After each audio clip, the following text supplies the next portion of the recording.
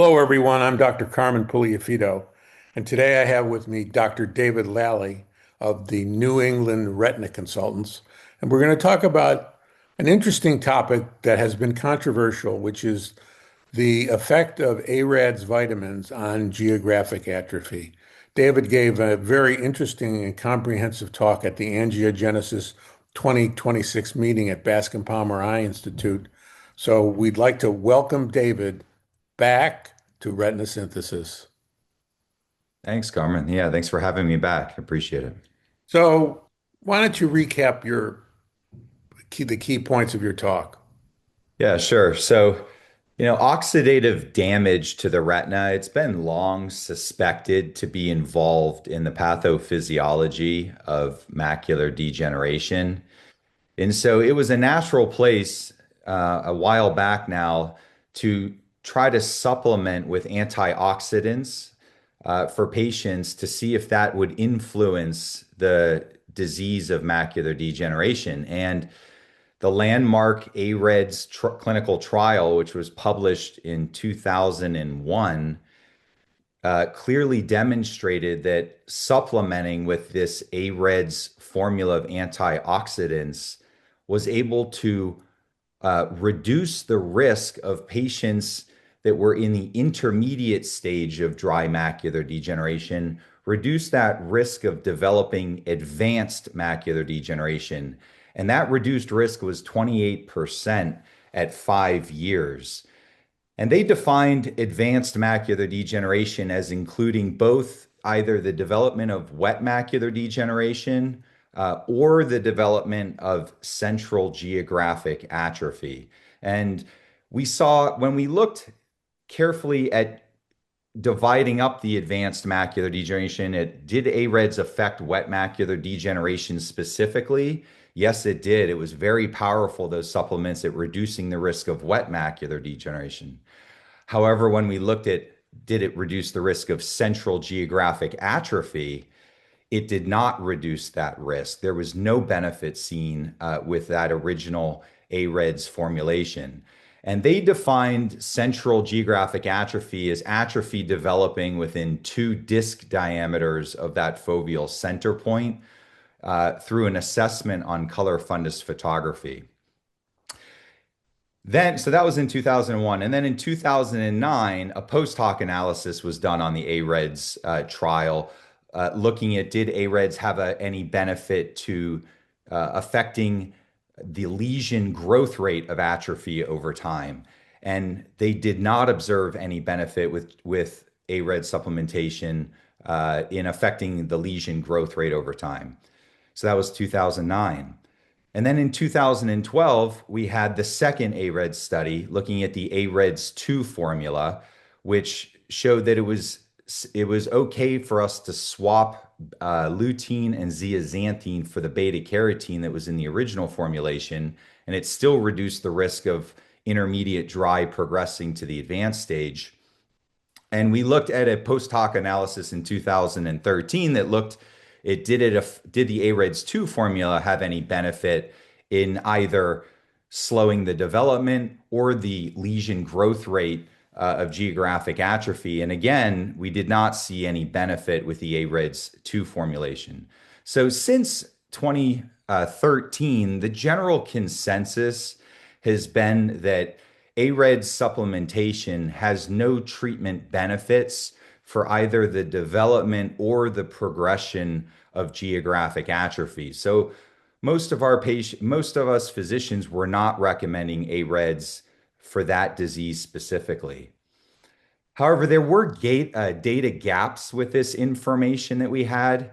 And so, importantly, we know that incident GA develops 2/3 of the time in the non-foveal region outside the foveal center point.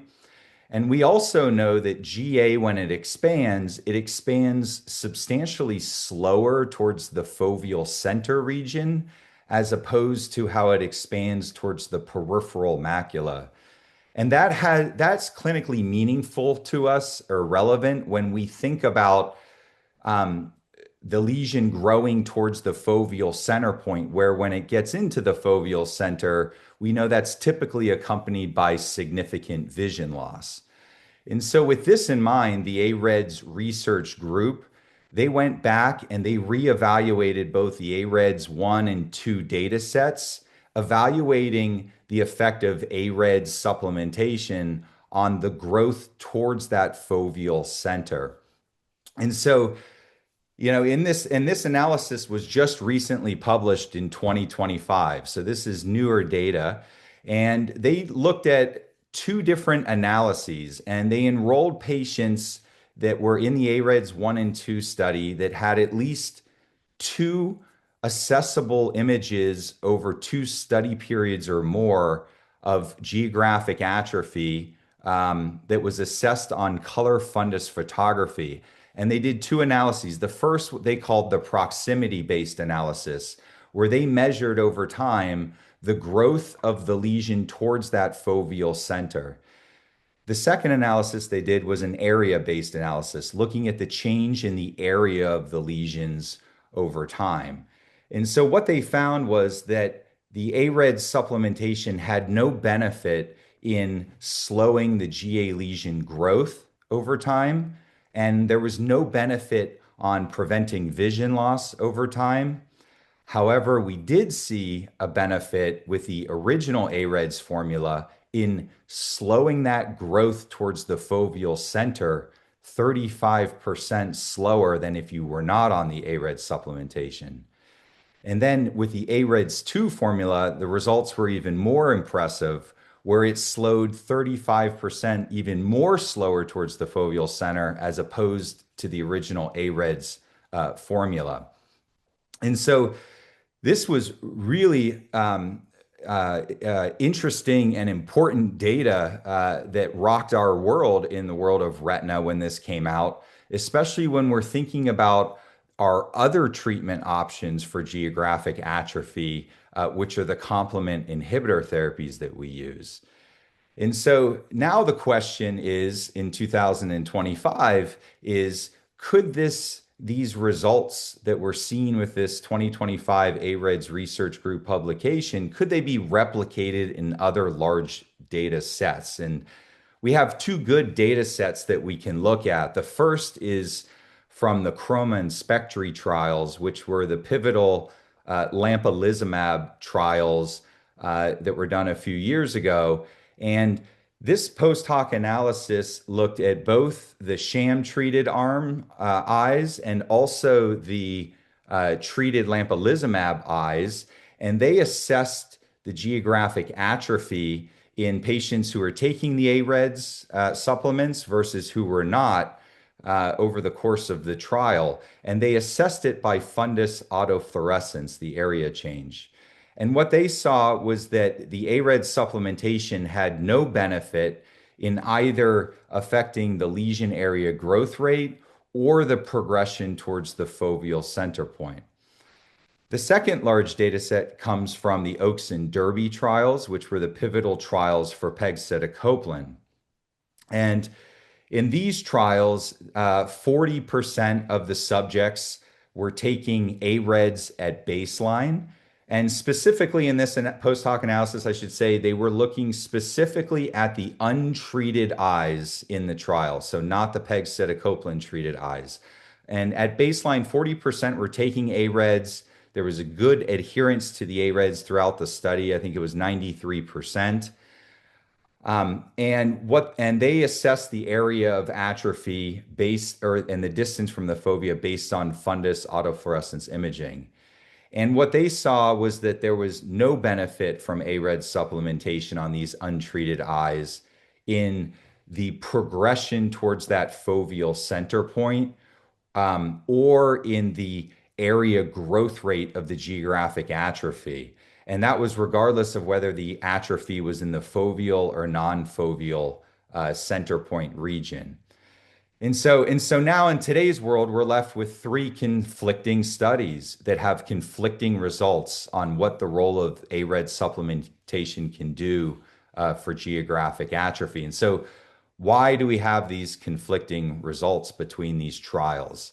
And, the first thing to say is, well, all three of these trials are post hoc analyses. So they're not powered to detect real differences within the outcome measures that they're measuring.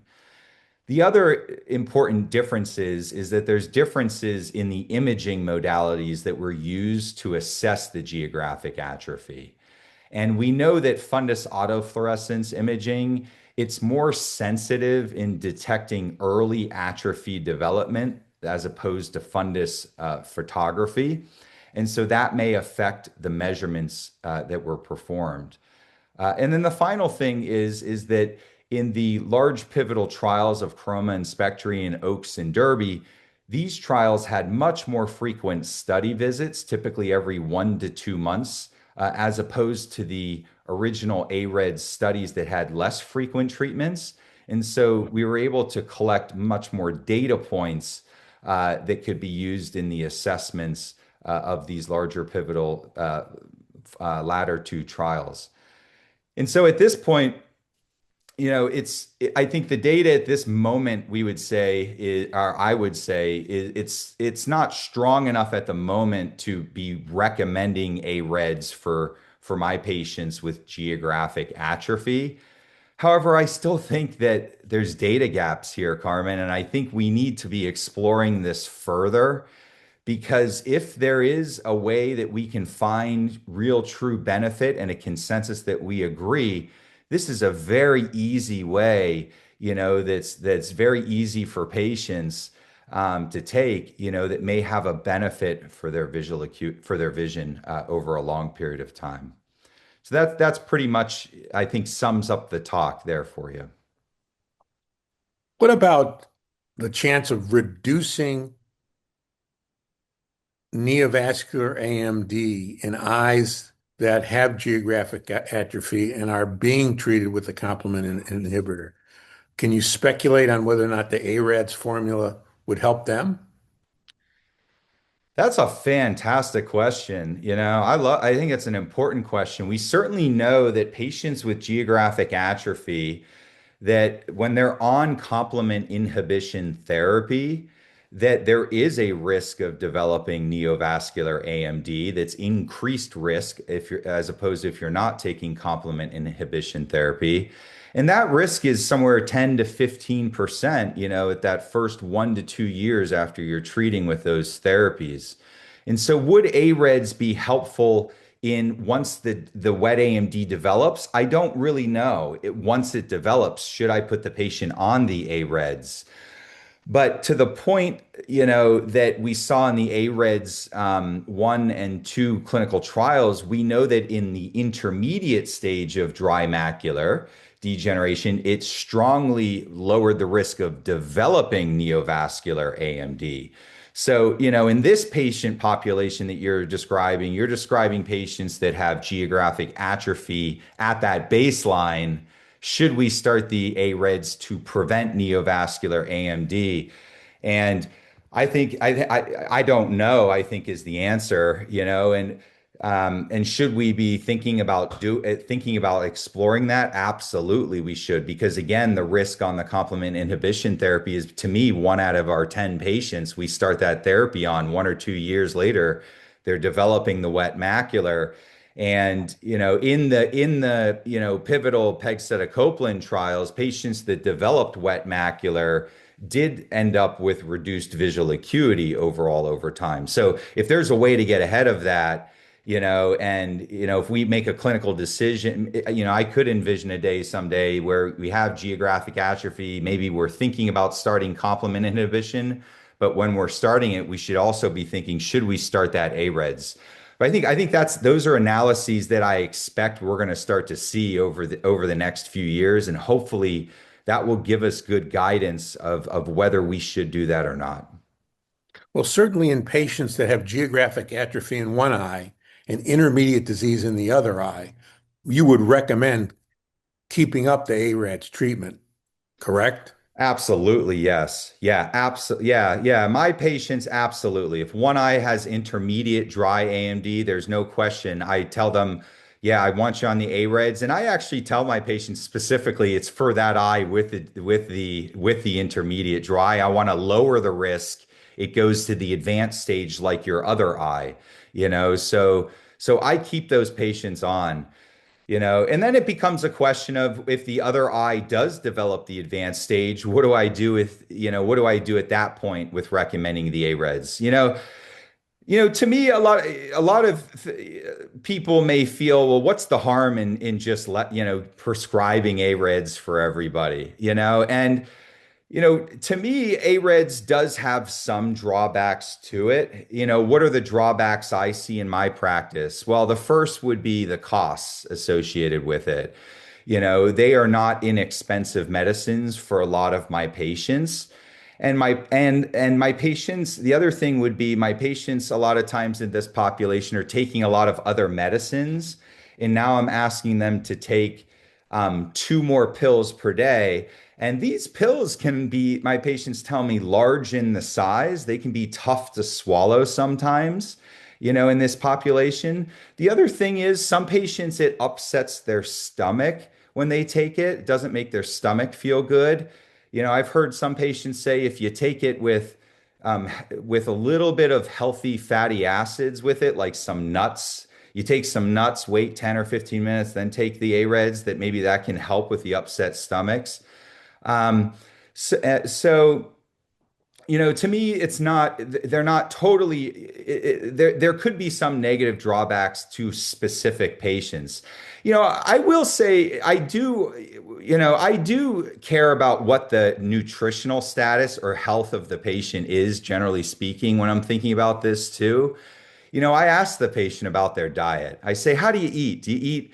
Do you eat good, healthy, nutritious foods each day that are, lots of dark green leafy vegetables and, antioxidant Mediterranean types of foods? I go, are you eating the typical American diet, of hot dogs and hamburgers and ice cream and processed foods? And if they're pretty unhealthy with their diet, I try to get them to think about a healthy diet, but I also might think about leaving them on the AREDS so that they're getting those nutritional benefits.